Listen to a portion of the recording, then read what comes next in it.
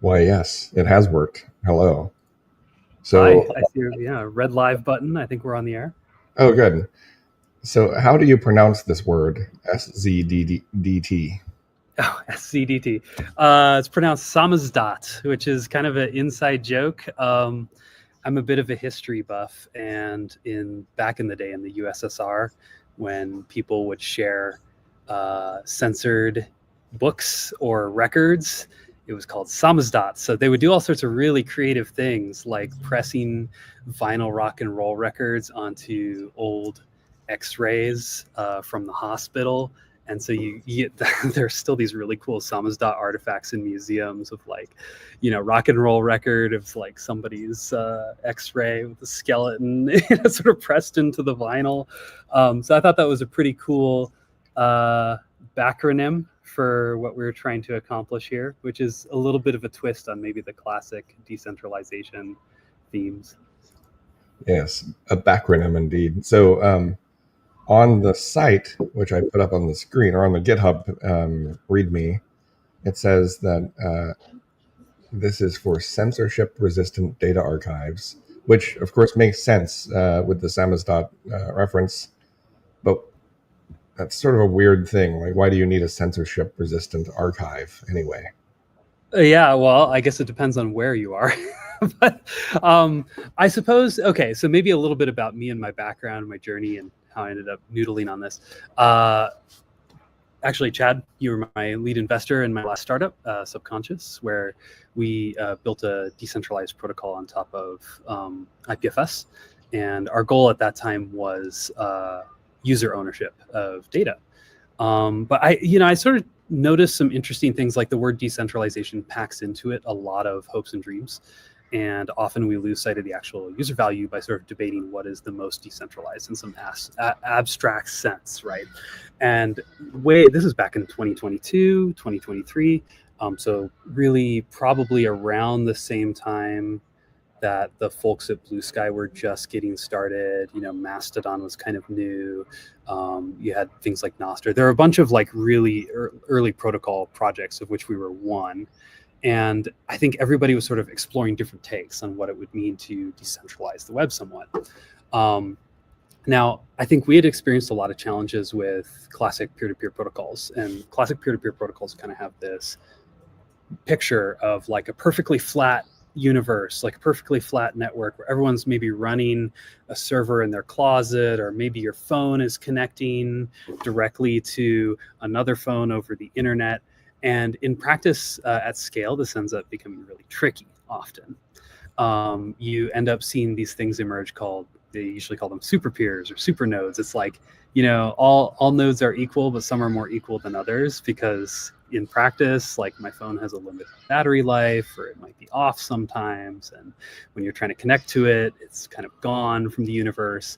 And so you end up needing these kinds of large, powerful nodes in the network to serve content. And it starts to sound a little bit like the web that we have, right, with these centralized servers. So I was kind of scratching my head back then and thinking, well, it's like that little meme with the gymnast where, doing double backflips over like fire and explosions. And then you're like, ta-da, we did it, servers again. But, I started kind of questioning, like, what are we trying to accomplish here? And I've come to a few conclusions. One is that, servers are not really a bad thing. And actually, it might not be the transport that matters so much, like HTTP, BitTorrent, IPFS, whatever. It's like, as long as the bytes can get to you, fine. Sneakernet. If you look back at like the Hong Kong protests in, was that 2013? Am I getting that right? A lot of activists were, they shut down the internet. There was a lot of censorship, and a lot of activists were trading information via USB sticks or airdrop. So like, what's wrong with that? Why does it have to be a particular transport? And it turns out the reason is that we bake a lot of the trust model into the protocol itself. So with HTTP, which is the one that runs the web, the one that we're most familiar with, you choose to trust a server. So it's like, I'm going to google.com and I'm going to trust what Google tells me is the truth, right? Google could lie to you, but that'd probably be bad for its brand, right? Or conversely, I'm going to facebook.com. Like, I trust that the Chad on facebook.com is the real Chad and not a fake Chad that maybe, Facebook has swapped out to scam me. It's like, I kind of trust that they won't do that. This is like a pragmatic model that they came up with for the web. And it was a little bit built on an assumption of a world where, back in the 90s where your university might be running a server for you, or you might even be running a server in a closet. So it's like, I trust this computer. I trust this computer to be my email. I trust this computer to be my, to be Chad's computer. But as the internet scaled, we got a lot of big computers run by companies, which sometimes have our interest in mind, maybe not. There's a kind of principal agent problem. Okay, sorry, this is a very roundabout explanation, but basically, I sort of came to the conclusion, maybe the transport doesn't matter. Maybe the size of the servers or nodes in the network doesn't matter that much. So what does matter? I think the thing that matters is trust. Like, can I trust this data? And if we could answer that question, it would let us do a lot of other fun things. So, okay, bookmark that. When you say maybe the server doesn't matter, I hear that, and I know I'm extrapolating, but I hear that as like decentralization of transport doesn't matter. Like, it seems like we have this sort of like decentralization fetish in parts of this industry where decentralization is actually not the goal. It is a means to the end. And the end is something else that you're chasing after here, which is maybe censorship resistance or maybe trustworthiness or some combination. Yeah. I guess I fetishize decentralization with the best of them. I've read all my James C. Scott and Two Cheers for Anarchism and all that, but you do tend to, I think, in discussions about decentralization, you can often get lost in the sauce and stop thinking about why do we want this? Why do we want this? In the case of something like Subconscious, my previous startup, or maybe Blue Sky, what they're actually interested, I think, in accomplishing over at Blue Sky is a portable social graph, so that you can actually credibly exit Blue Sky and go to maybe a competitor service if you don't like the way, let's say, Blue Sky's doing moderation. So you see, like, emerging out of the Blue Sky or App Proto ecosystem, there's now projects like Black Sky, which is this really cool project to kind of create an alternative App Proto ecosystem with its own moderation. So they're doing their whole thing, and it's a lot of that is about account portability.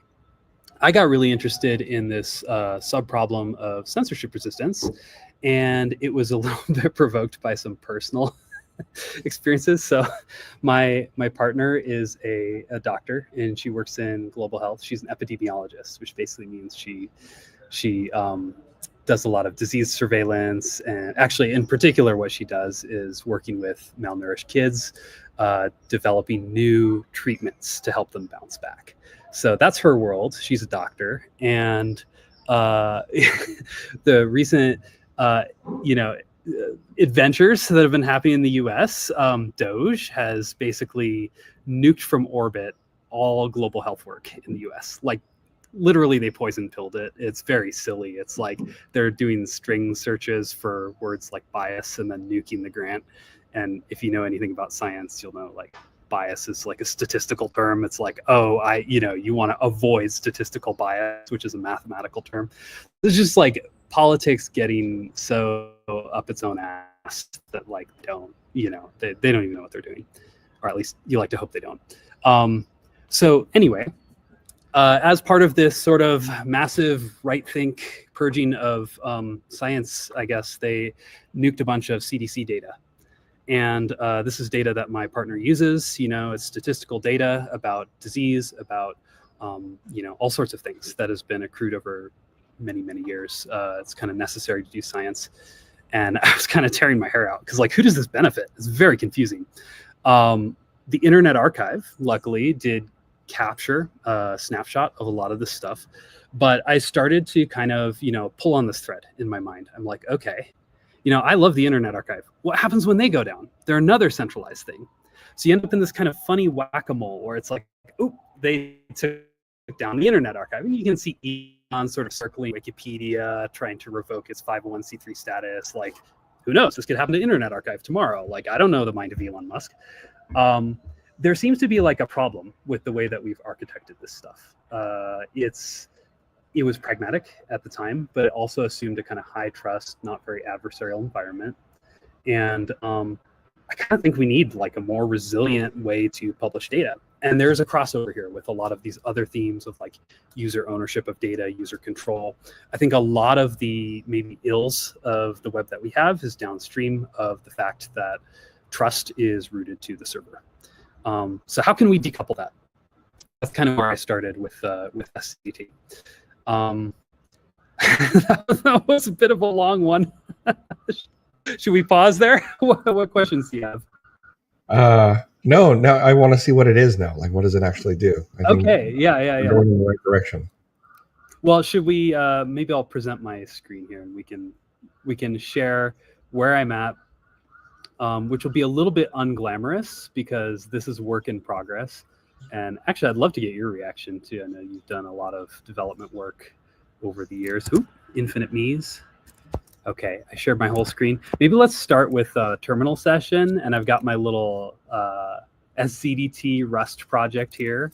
So let's just ls, and you can see I've got some stuff here. It doesn't really matter.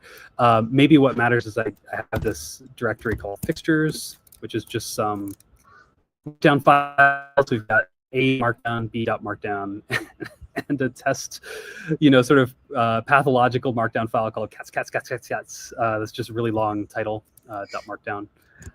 We can actually look at these. So just, A has A, B has B, cats has, I love cats.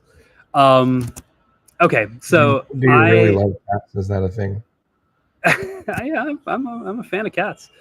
Did you type cats over and over? I may have used copy paste a little bit, but I just needed something that would, break it. Okay. So we have this little command line utility. This is just one thing you could do with SZDT, but it's a good maybe demo. So we're going to create a little archive out of my fixtures directory, and it's going to do a couple of things. It's going to basically inline those bytes into a format called CBOR, which we'll get to in a second. And then it's going to sign everything with a key, with a cryptographic key. And the reason we're going to do that is that by carrying these cryptographic details along with the data, we can actually verify two things about the data. We can verify who created it, and we can verify that the bytes that we asked for are the bytes that we got. And once you do those two things, you're actually able to kind of distribute the data. However, you could distribute it over HTTP or BitTorrent or over Blue Sky or Nostr or anything else, and still be able to, right? I want to bring back. Yeah, FTP. Maybe we can bring back Gopher. Okay, so I'm just gonna SZDT. We're gonna take a look at some of the commands that are built into this little command line utility. So we have archive and unarchive. So let's SZDT. Oh, you know what? I think I need to create a key actually.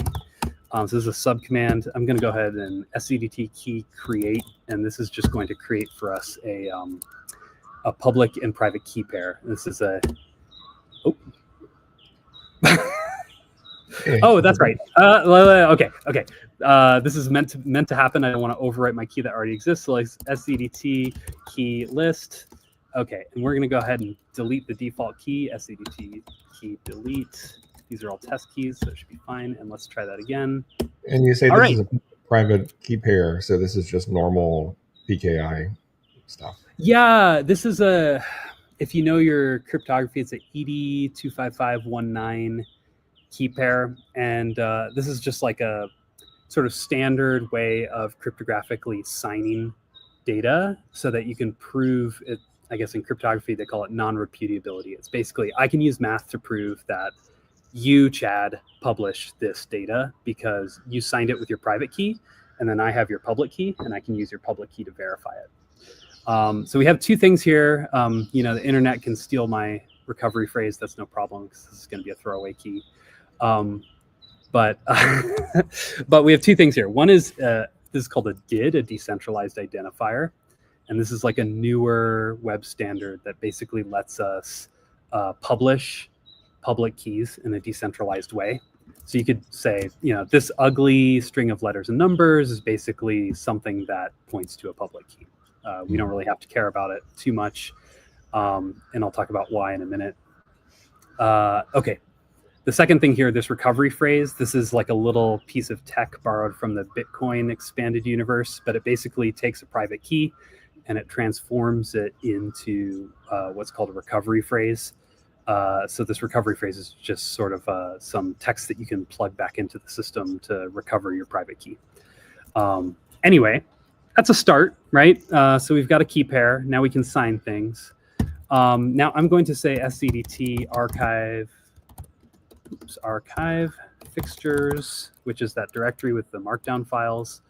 And if I, let me see if I can remember actually what these commands are. This is all work in progress. So yeah, okay. So we can sign it with a key that we've given a nickname. And if you remember, our default key was just given the nickname default, and it's going to default to default. So I'm just going to omit that. And fixtures. And okay, we've got a little archive file called fixtures.szdt. You can see the issuer is this ugly did that we created earlier. And it gave me a little report. The issuer is your key, your identity. It's me. Right? I'm the issuer. I'm the issuer because I made the archive.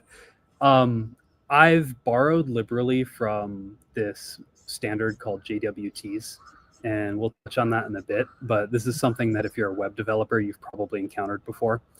And JWTs basically call the person who published the thing the issuer. So that's what we've done here as well.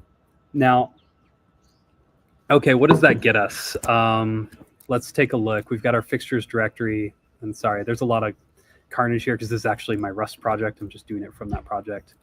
We'll sort of show this in my Finder, and we've got this little file, fixtures.szdt. Now, that's not going to do much for us just yet. It's a binary file. It's a CBOR file, actually, but I thought it might be kind of fun to inspect the CBOR. Let's see if we can find CBOR. Before you do that, I wanted to ask a question. When you were talking about the -s flag to the archive command, you said it defaults to the default key. It does default to actually signing. So like when you do the archive, it always signs, even if you don't put that -s, right? It always signs with this command line utility. Technically the format is, you could leave it unsigned if you wanted to. But I think most of the value of what we're doing here is that everything that gets published is signed if it's meant to be trusted. And by signing everything, you no longer have to trust the server or the protocol. You don't actually have to trust anything except the cryptographic signature. So this is pretty cool because it means we could take the same data. Like let's say maybe we have like an archive of climate data. Like we have a bunch of like, let's say Excel spreadsheets that we've created an archive in this way. And maybe I'm NOAA, National Weather Institute, and I have a key, or maybe I'm even the Internet Archive, right? And I have a key, and I go ahead and create an archive. Now that data can sort of be distributed. Let's say it could be on the Internet Archive servers, or I, as Gordon Brander, a totally untrusted third party, who's just has like a thing for climate data, could host it on his gordonbrander.com website, and we could also throw it on BitTorrent, and you, Chad, could get that file from any of those locations. And you could still prove that it came from NOAA because you would be able to validate it according to their key. So I'm just going to dump this file in this CBOR viewer. The one you just created. Yes. Oh, I think it said no file chosen. Let me try that again. Okay. And it's a CBOR sequence, which we'll talk about in a minute. Yeah. Okay. All right. So this is, maybe a little bit scary looking, but what it proves is that this format is actually not any sort of homebrew thing. It's not like a format I invented. It's a special standard thing called CBOR. And you could think of CBOR as it's like JSON, but it's a little more efficient. It's like a binary JSON. You can inline a bunch of binary bytes, like let's say bytes from a file, and you don't have to 64 encode them anything, because CBOR is this efficient binary representation. So it makes a pretty good, people are using this in a lot of contexts, like for web APIs that need a little efficiency gains, or maybe sending stuff over RPC. So the one thing about this is if you sign data with SZDT, it's always accessible as CBOR. And this is a IPF standard. It's a format that's probably going to be around in 10 years or 100 years. It's not going to like be trapped in some bespoke file format. So that's kind of nice.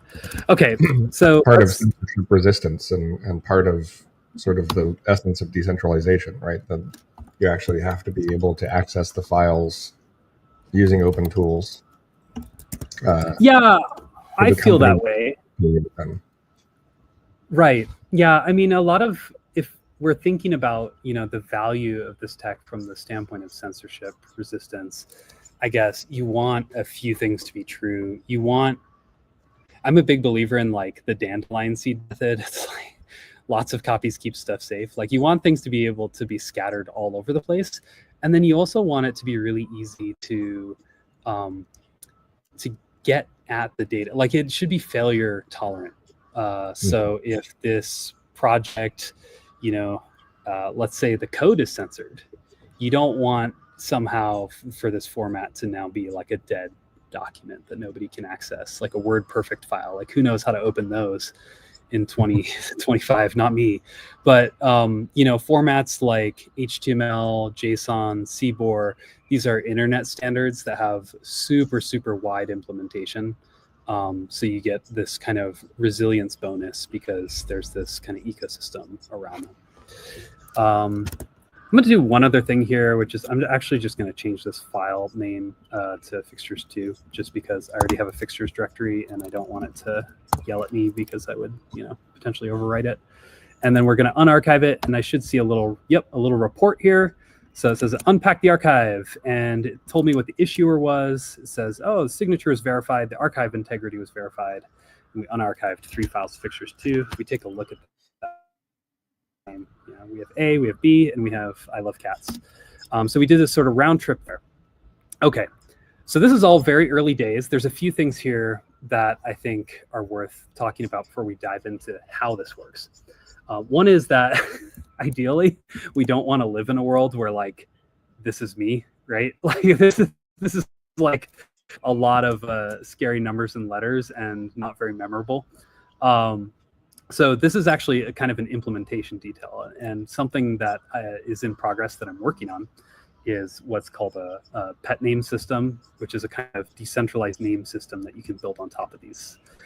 So something worth noting is Blue Sky actually uses DIDs under the hood as well. And they have a couple different DID formats they support: DID PLC, DID Web, maybe DID Web VH in the near future. I think they may have expanded for support for DID Key as well, but don't quote me on that. But in any case, if you've ever been on Blue Sky, by supporting DID Key, you mean you think they may have expanded so that you could use your own public-private on your own PLC? Yeah, I think so. I might be wrong on that, but I remember looking at an issue where there was some discussion about that. For those that don't know, DID, this middle thing where it says key, DID : key, is called the method, which instructs the parser of the DID in terms of how it needs to process the rest of what's in the DID. And in this case, it says to do it as a key, but it could be like, Ethereum wallet was a DID method, for example. Yeah, one of my hopes actually is to expand support in this tool for DID Key, DID PLC, which is the sort of Blue Sky one, and maybe DID ETH and a couple others that are like common. Because I think what's really nice about DIDs is at the end of the day, it doesn't matter too much how you get the key, you just need to get it. And so, if you support, let's say 2-3 methods, it gives you a lot of sort of resilience, again, that sort of censorship resistance, because you can try different methods. If one goes down, you can use the other. So in any case, if you have used Blue Sky, you know that you don't see this kind of DID carnage unless you're down at the API layer. You'll see like at Chad Fowler or at Gordon. And that's because they've built a name system on top of these lower level identifiers, these DIDs. And my intent is to do the same. And maybe we can talk about this in a minute. So anyway, let's maybe dive into the how. What do you think? Yes. Yeah, I'm really curious of what is in that file. What is it? Yeah. We saw what went in and what came out, but that's right. And actually, what I showed you is archiving and unarchiving, but I will say SZDT is more of a general purpose protocol. It's a little bit like HTTP headers where you can kind of do whatever you want with it. So one of the things I did that I wanted was to build this little zip-like, archiving tool that signs everything. But you could actually use this to sign application data. And I've been talking with my friend and former co-founder Chris about a database project he's working on, and he may end up using this to do like bulk data transfers for his database. And anyway, let's maybe take a look at the spec, and it'll help enlighten us as to what's actually going on here, and then we can look at the code. So this is basically the core of the protocol. It's not super crazy. It kind of looks like JSON.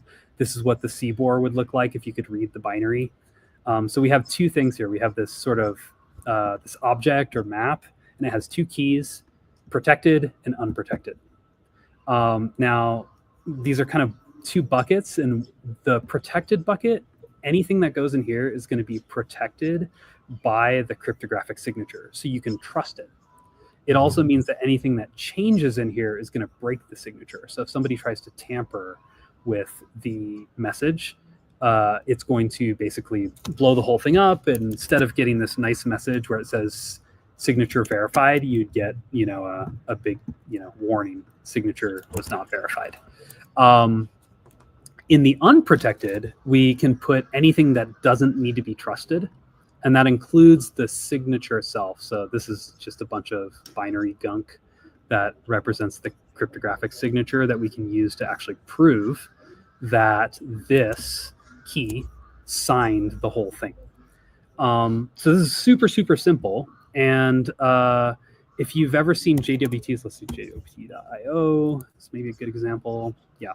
So this is maybe like not a super complete example. Let's see if we can find, well, that's all right. This is good enough.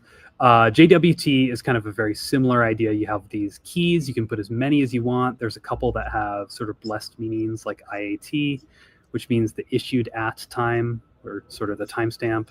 And in a JWT, you sign over all of this stuff with a key, and then you have this key. And we sort of do the same thing, but we're doing it with CBOR. Mm-hmm. And actually, caveat that, Chad, you're catching me, like I'd say the project is working, but I'm still sort of working through some design issues. And one of the design questions I have is whether we should sign the CBOR bytes or whether we should actually serialize this thing as a JWT, because it could be a valid JWT if we wanted it to be. So we're using the same keys, right? Like issuer, issued at time. But we also have some additional keys, which can kind of be whatever we want. This is like HTTP headers. You can put anything in here that you want. And JWT supports that as well, right? Extensible. JWTs do support that. Yeah, you can kind of put whatever you like in there. I like this a lot. I have a big thing for, let's see if I can find it here. I wrote an article about this. Memos. Yeah. I have this article I wrote way back in 2021. If headers did not exist, it would be necessary to invent them. So this is, I think, one of the best decisions the web ever made. And it actually goes back further than that. It was email that basically invented this. It's called the internet message format. So they all have this kind of format of key value metadata followed by a body. And if you've ever worked with these protocols, one of the keys that goes in this key value metadata is called content type. And it sort of defines what gets to go in the body. This has turned out to be like one of the most open-ended and amazing protocol formats ever. It's so simple, but what's wild about it is you can sort of say anything you want for your app to add to these headers, you can add, but we're going to sort of bless certain headers and say they have specific meanings. And this kind of balance of open-endedness and the ability to extend the format, plus kind of well-defined features in the format. I mean, last time I checked, they haven't really had to reboot the internet, right? Like they just keep extending it, and it's not a problem because this design is so open-ended. So it reminds me of, have you ever seen Guy Steele's talk from Oopsla 98 called Growing a Language? It's available as a oh paper. no, I So haven't. the whole concept, he's talking about Lisps or Scheme, or he's from that world. But the whole idea is that the less you put in the language as sort of like core material, the more you can evolve it. So it's really interesting because he shows this by constraining his use of English in the beginning of the talk. And then he defines rules in English using the constrained English to extend the language, so that he then creates in the talk a full language he can use to give the talk.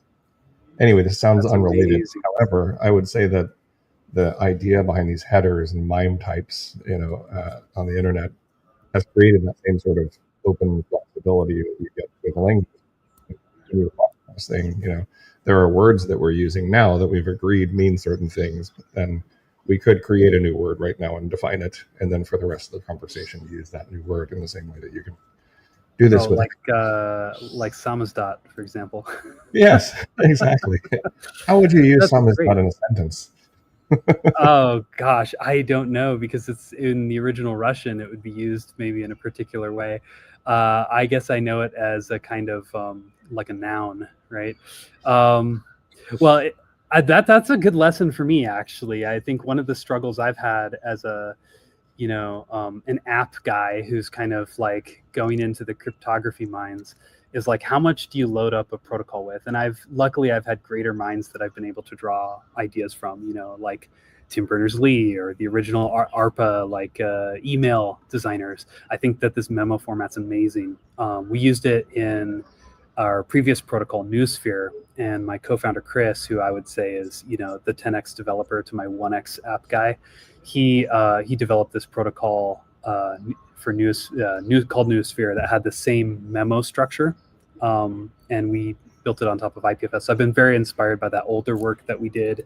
I felt like it was very flexible and worked really well for what we were doing at the time, and wanted to bring that forward here. I've also been inspired by some of the other I guess not sister projects, but like adjacent kind of projects. I think Blue Sky has provided some inspiration. Noster has this very simple approach to things. I did open this earlier. So a Noster event is kind of maybe similar in principle, but a little different in structure to a memo in SZDT. In Noster, they have just some keys, and then they have this open-ended tags, which I guess you could think of as headers. And then they have a specific signing scheme. So instead of having protected and unprotected, it's like all this stuff is sort of implicitly protected. And they have a whole process by which I think only these keys are allowed. And then inside of tags, you can put anything you want, which is how they kind of split that difference. But in any case, it's a similar principle. And they also did, they did it for the same reasons. Once you sign data and include in this case, they just included the public key bytes. And in my case, I included a did, which kind of lets you retrieve the public key bytes in a number of different ways. But either way, if you have the public key and you have the signature, you can prove that the content was created by who you think it was created by. And this is great because now you don't have to trust where you got it from. And Noster, uses this to kind of do big, dumb servers that you don't have to trust. And the idea is that you subscribe to multiple servers. So if this were Twitter, it'd be like you'd subscribe to Twitter 1, Twitter 2, and, maybe Shitter or something. And if one of them goes down, the other ones continue to work. I think Blue Sky has a very similar, everything in Blue Sky is signed using these commits. Another point of inspiration has been these things called car files from the IPFS ecosystem, which are basically big bundles of of binary data, and we're using in SZDT, we're using CBOR sequences for the same thing. We can talk about that in a bit, but same basic principle. It's just, I guess, different way of arranging the bytes, but who cares? It sort of accomplishes the same thing. I believe Blue Sky actually uses car files. It doesn't really use IPFS, but it uses a lot of technology from IPFS to this effect, to the same effect. Here, CAR stands for Content Addressable Archives. Mm-hmm. And you explain what content addressing is, and are you using this in? I am, in a way. I guess you could think of what I'm doing here as like borrowing really good ideas from a bunch of maybe smarter projects and sort of creating something that I think it's two things. It's like very opinionated. So I've made some really opinionated choices about what signatures we use, what hash we use, what data format we use, in an effort to kind of make it simpler to get off the ground. And then I've also, this is a little bit of maybe a technical risk, but I've chosen a hash called Blake3, which has some really magical properties that older hashes don't have. Maybe we can talk about that. The other, I guess, sorry. So yeah, popping the stack, content addresses. So yes, I am doing content addressing. It's a little bit different from the way IPFS does it. So, okay. So the idea of content addressing is that we use these cryptographic functions called hashing functions.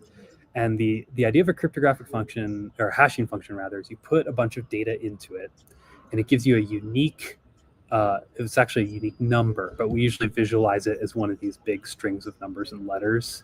And we kind of already saw one of these, like this is a public key, but a hash is going to look similar. It's going to be a bunch of numbers and letters on the other side.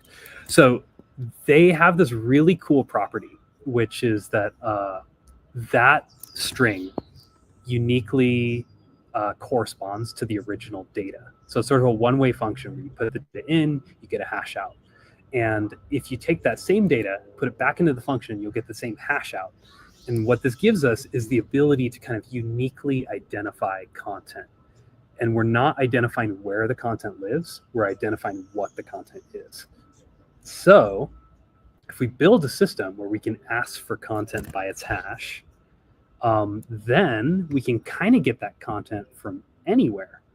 And maybe an important point about hashing is that no matter how much data you put into one of these hashing functions, you get something that is the same size. It's always uniformly the same size what you get out the other end, right? So yes, always this one, 256 character string or whatever. Exactly. Yeah. So it's this nice, compact little, you can kind of think of it as like a URL or an address that you could use to point to a specific piece of data.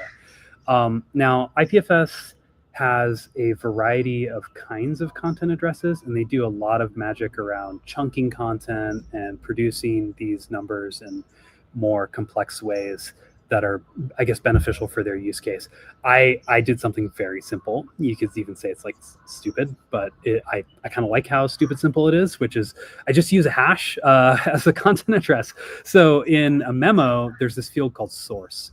And this is maybe a difference between, HTTP and SZDT. So in HTTP, you have the header part and you have the body part, and those things kind of travel together, right? It's all one block. In SZDT, this is where I'm taking a page out of IPFS's book. The memo's actually kind of just the headers. And this source field actually points to the body, and it points to the body by a hash. So what this hash tells us what the content is, but it doesn't tell us where to get it. We also have this content type field, which you might recognize from HTTP. It just tells us, okay, what kind of data is in here. If we get it, how can we interpret it? So, there are a few ways you could use this. One is maybe you use these memos for your own purposes. You could use them with a peer-to-peer protocol, like let's say like IRO. So IRO is a peer-to-peer protocol.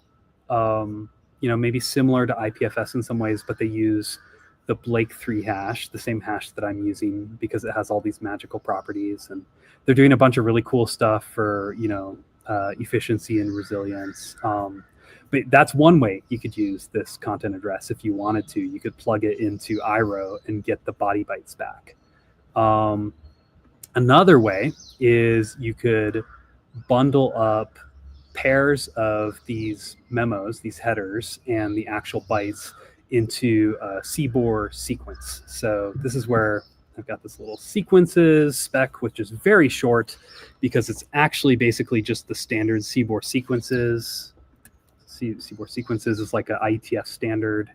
So CBOR has this really cool property. It's self-delimiting, which basically means, I guess, if you were to look at the bytes, the very first thing in a CBOR object would be its length in bytes. So let's say I have encoded like an object, like a JSON style object. It's actually going to say right up front, hey, the next, let's say 250 bytes are going to be this object. And the cool thing about this is that you can always count on that length number being the first thing.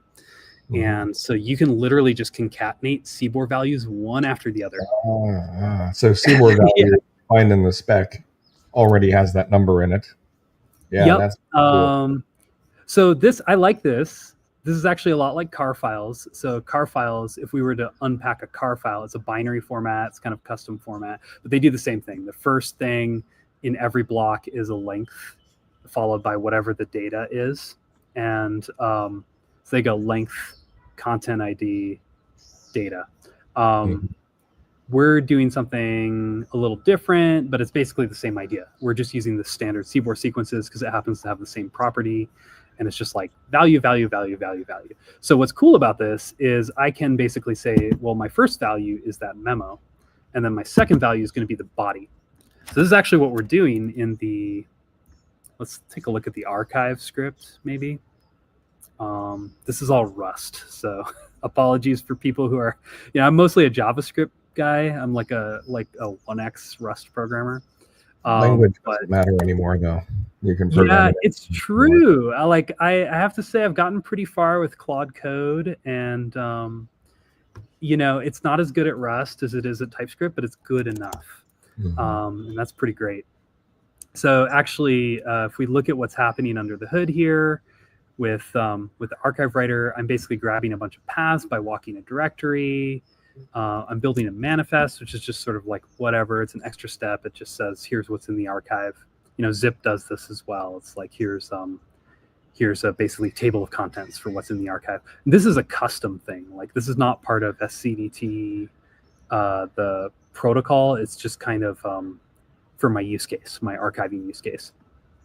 And then I create a memo, and I'm going to go ahead and just, this function, memo for body, I basically give it the bytes, and it is going to do all of the shenanigans of hashing those bytes for me and basically creating that source field that content addresses. So the resulting manifest memo that we have here, it does not have the bytes inside of it. It just has the hash inside of it.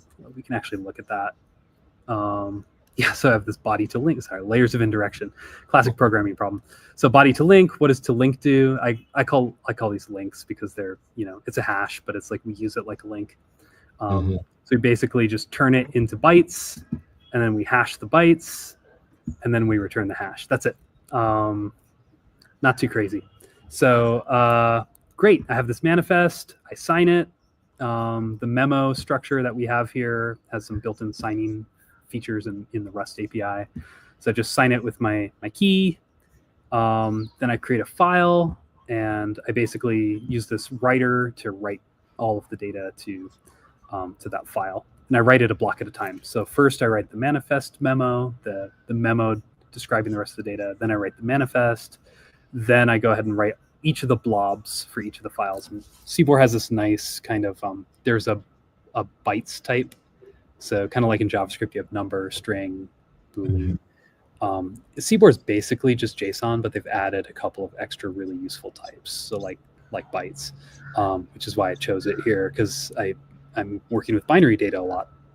You want your format to be able to kind of work with whatever. So that's kind of it. We basically, I don't know if it's clear from the code, but the structure is just like in the specification. It's like we have the memo, then we have the manifest, and then we have a bunch of bytes afterwards. Actually, I might have written this down. Yeah, there we go. An archive is a memo and a manifest followed by a bunch of bytes. Not too crazy. And, if you were to find this archive 100 years from now, you'd probably be able to pick it apart because CBOR is pretty simple, but also it's standardized and there's going to be a lot of it out there.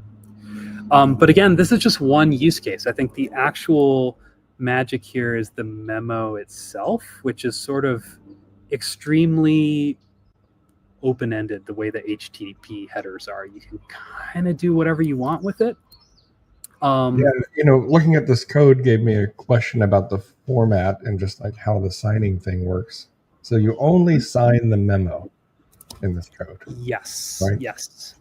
And that is right. Because when you've created all these other CBOR values, you have already hashed them. So there's some sort of verifiability in there. Is that right? That's a really good subtlety worth calling out. Okay, so let's actually look at this code. Let me know if this isn't big enough. I can work on a 14-inch monitor. Okay, so we got this memo here, and this probably looks familiar. We've got the unprotected, we've got the protected. So if we look at what's in the protected headers, Rust is a statically typed language. So I've basically got a bunch of blessed headers here, like keys that I know what they're supposed to be because they're in the spec. And then I've got this extra, which is, going to gather everything else in the memo that is non-standard. And these values would be at the same level in the code, but this is just the way Rust kind of thinks about how to deal with dynamically typed things. Anyway, so I mentioned we have the source property, and the source property is a hash, and the hash is the hash of the memo's body. So you could think of the memo as like an envelope that's sort of conceptually wrapping up the body, and then the headers are kind of like, what you write on the outside of the envelope. Now, the cool thing is this hash basically because it's that one-to-one cryptographic function, we can prove that the body that we got, it corresponds one-to-one with the hash that's in the source field. And because we've signed over all of these protected headers in the signing step, we basically, I published this, so it's like I've blessed all of the values that are inside of here, and that includes this hash. And then all I have to do is the step where I check that the source, maybe I can show where this is. Yeah, here we go. Maybe that's not it. Oh, here we go. Yeah, this is it. Okay, yeah, so we have this function called checksum on a memo that we can use. And basically, I give it the body that I just read, and then I regenerate that hash. So it's like, let's just take those bytes and let's generate a hash. And then I just check, is this hash the same as the hash that's in the source? If it's not, then I throw a big ugly error that says, oh no, integrity error, basically like something's wrong with this archive. What's great about this is we've just proven with math, if this passes, we've proven with math that the bytes in the archive are exactly what were signed. Now, this trick of signing the hash has a couple of benefits. One is that I can distribute the memo, the headers, separately from the body content itself. So you could imagine if I wanted to maybe distribute something like UbuWeb, like a giant archive of video, like terabytes of video in one. Yeah, terabytes of video. Yeah, UbuWeb is this really cool archive of artists, like art video. And yeah, terabytes of video. Maybe what I want to distribute then is not the bytes themselves always, but like a table of contents. So this is like one advantage of signing over the hash is I could basically create a giant archive that's just the metadata. And then I could separately fetch just the videos I want, like which you can do out of a store that gives you the ability to look things up by content address /hash, right? Exactly. Yeah, actually, I'm not done with this yet, but I've got a kind of sister project I'm working on, which is a very simple HTTP file server that just serves content by hash. and basically knows how to federate with other similar file servers. So it's like sort of a poor man's peer-to-peer, like without all the extra, peer discovery and stuff. It, in some ways worse than peer-to-peer. In other ways, it has a bunch of like well understood cost structures. You could run it on, Amazon EC2. So like very, very simple, right? But I think the great benefit of this approach is you don't have to care how. You could use IRO, you could use HTTP, you could use BitTorrent, doesn't matter. Anyway, the other crazy important thing about this, like it's easy to get lost in the weeds looking at this and thinking, oh, this is just zip with signing. It is, though. It is, but it also isn't, right? And that's the interesting thing, like, because you've been talking about how it's different from HTTP. I wouldn't normally talk about zip and how it's different or the same as HTTP, right? So what you've got is just like a very specific use case for what is a generalizable protocol. And the generalizable protocol is about how you publish signed data and point to it somehow. And here you're just pointing to it in the same file. Yeah, the archive use case is maybe even a bit of a side quest, because I built it as a kind of first use case or a proof of concept for a problem I wanted to solve. But the real thing here is memos, and memos are basically just, they're as general as something like an HTTP packet, where you could use this for I plan on using this actually as a stack to build decentralized apps. Like as a founder, I'm really interested in solving the problem of user data ownership, of censorship resistance, of decentralization, that word we love to fetishize. I love all those things, right? But my experience was that building on top of peer-to-peer protocols was really costly and really difficult. And I wanted to build like a simple stack that was sort of the 80-20 on this stuff, like the Pareto optimal. Like it's not as good in some ways, but it works and it's simple, and it works with boring technology that we all know how to use, like HTTP. And so that's kind of what a memo is. It's just a data format, and you could use it with exotic technology like peer-to-peer, or you could use it with boring technology like HTTP. And I even have a friend, Chris, my former co-founder, who's we've been talking about maybe this might be useful for him for his database, like as a kind of data format for shuttling bytes around between. His database project is like a kind of distributed system. So these have all these replicas, and they need to be able to move big slabs of bytes around. So I think it's a pretty open-ended and open way of thinking about these things. If HTTP had some of these features built in, there have been talks over the years about various ways of signing HTTP. We might be in a different place, but that's not super widely supported these days. And it would also limit you to HTTP. Whereas if you just sort of sign the body that you're shuttling over HTTP, then this is better than extending HTTP. You should extend HTTP with this, but that doesn't solve problems like who created this news article. Because I'm thinking about this as the sign everything solution potentially to how the web is. This is a big thing for me. There have been a lot of really good projects for verifying decentralized data integrity. So IPFS does this. So does what's it called? The name is escaping me. Anyway, there have been several projects leveraging cryptographic hashing functions to basically be able to prove that the bytes that you asked for are the bytes that you got. So that's a really cool primitive. It's like now I can ask for it from any server, any protocol. I know that I got what I asked for, but it doesn't answer the question of who created these bytes. And for that, we need to be able to cryptographically verify authenticity. And the only way I know of to do that is to sign things cryptographically. So this is the cool thing that we did with our old protocol project, Newsphere, was like everything got signed. This is also, I think the thing that Nostr and Blue Sky get right. If you sign everything, then not only can you decentralize it, but you can sort of prove who did it.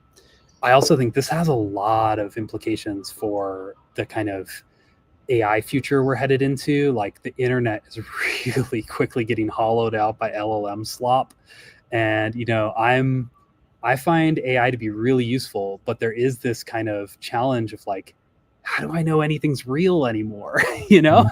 And I think this is one potential answer is these kinds of, this is called self-certifying data, this technique that I'm using, that Nostr uses, that Blue Sky uses. You sign the data, you include everything in the data that you need to verify the signature.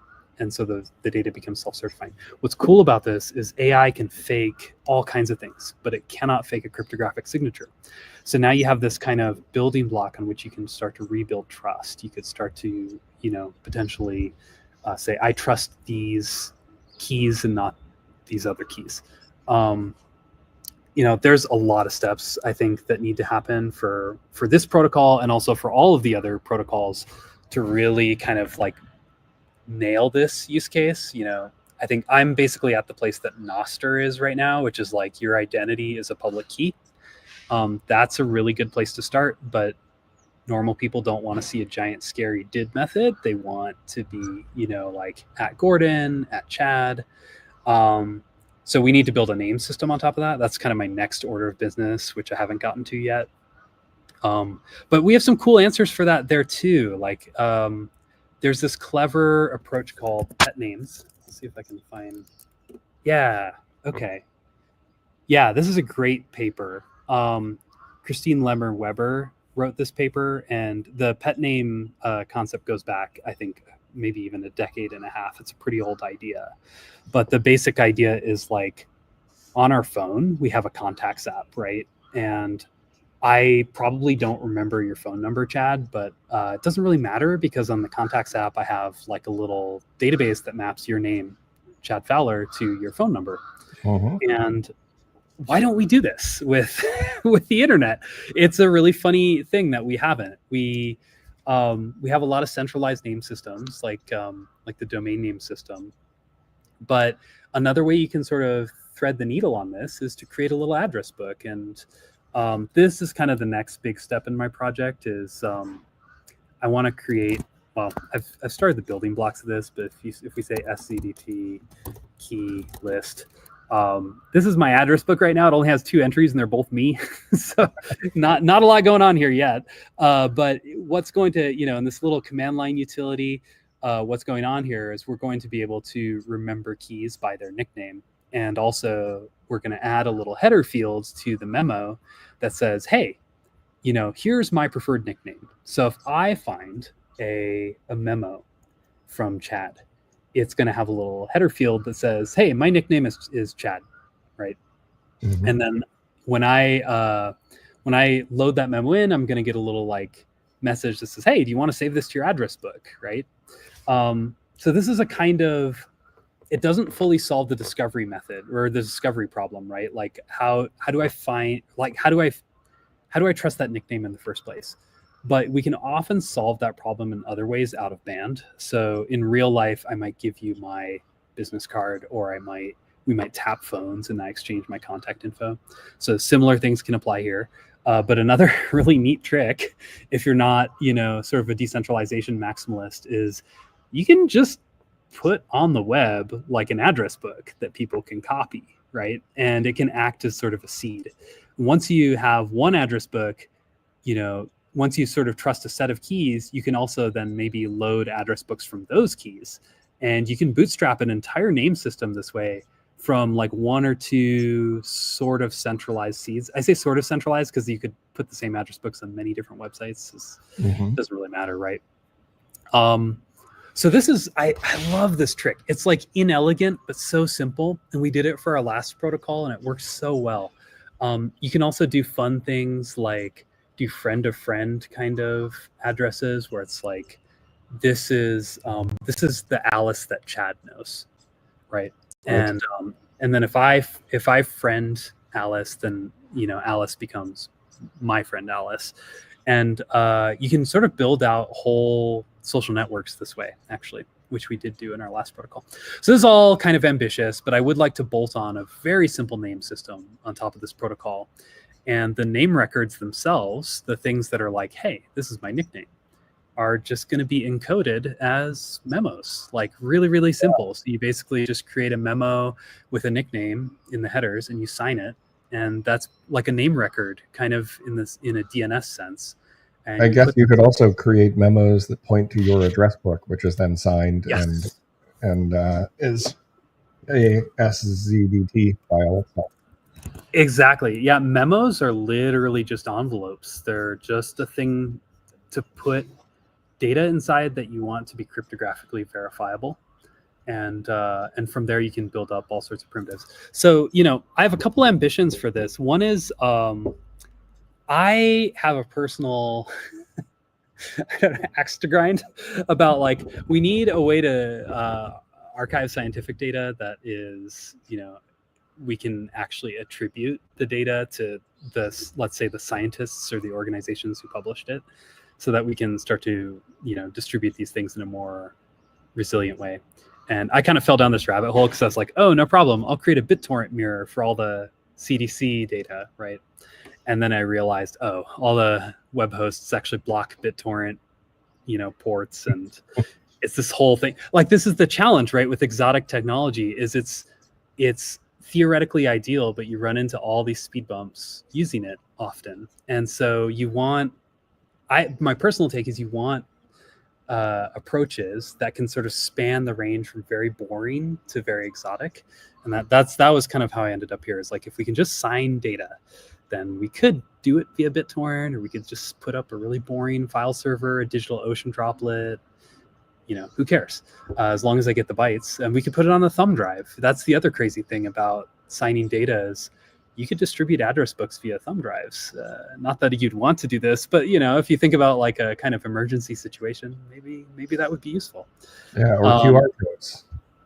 Right. Yes. QR codes. Exactly. Like that. That's probably a more realistic way in which these kinds of pet name systems, I like to call it a nickname system, but this is probably the way that people end up doing it in real life. Well, how do people follow what you're doing then? Because there's so much to come, clearly. Yeah. Well, I think this is maybe the wrong thing to look at. Let's see. GitHub.com/Gordon Brenner. So you're catching me at an interesting time, because I haven't been working on this too long. I got a little grant from my friends over at the Cosmos Institute to support this work, and you're looking at maybe a month's worth of hacking.